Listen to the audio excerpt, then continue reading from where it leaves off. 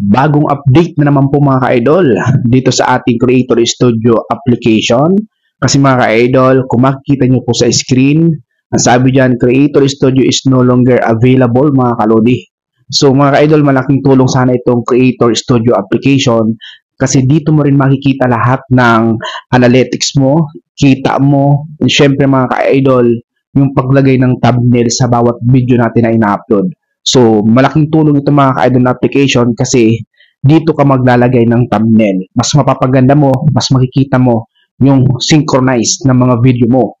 Ngayon mga ka-idol ay hindi tayo maka-access ngayon sa Creator Studio na application. So, update ito ni Meta. So, hindi ko alam ngayon kung ito ba ay ibabalik ni Meta para tayo ay makagamit ulit ng application na to.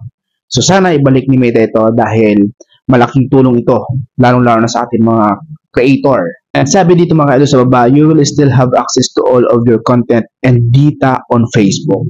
Tapos tayo ay sinasuggest dito na pumunta tayo sa Facebook, go to Facebook. Kapag kinlik mo yan mga ka-idol na go to Facebook, madadirect ka doon sa iyong Facebook at isasuggest ka naman ni Meta na i-update yung application. Ngayon, in-update ko siya mga ka-idol, ay ganun pa rin. Kala ko makikita ko na doon yung pagbabago na kung ano yung nakikita natin sa Creator Studio application ay makikita na rin natin doon sa Facebook apps natin.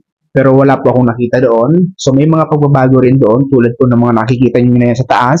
So yung ating engagement, monetization is nakikita na rin po sa taas. So pwede kang mag-select dyan.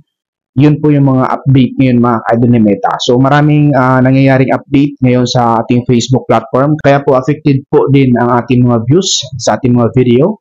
At naniniwala pa rin ako mga ka-idol na mas gagandahan pa yan ni Meta.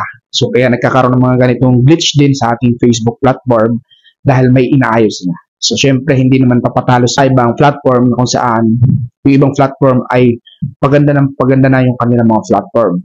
So ibig sabihin mga ka-idol, itong si Facebook, gumagawa na rin siya ng mga gandang idea para hindi siya syempre ang pinakamababang may rate, diba? Kaya mga ka-idol, huwag kang titigil dahil dito sa ating Facebook platform ay mas gaganda pa ang magiging resulta nito. Malay mo, next month or next year, ibalik na ulit yung malaking kita natin per impression. O diba? So yun lang mga ka-idol, sana nakatulong sa yung video nito at kung nakatulong sa iyo, huwag mong kakalimutan na i-share ang video ito sa ganun ma-inform din po ang inyong mga followers, friends, and syempre, don't forget to follow my Facebook page para updated ka.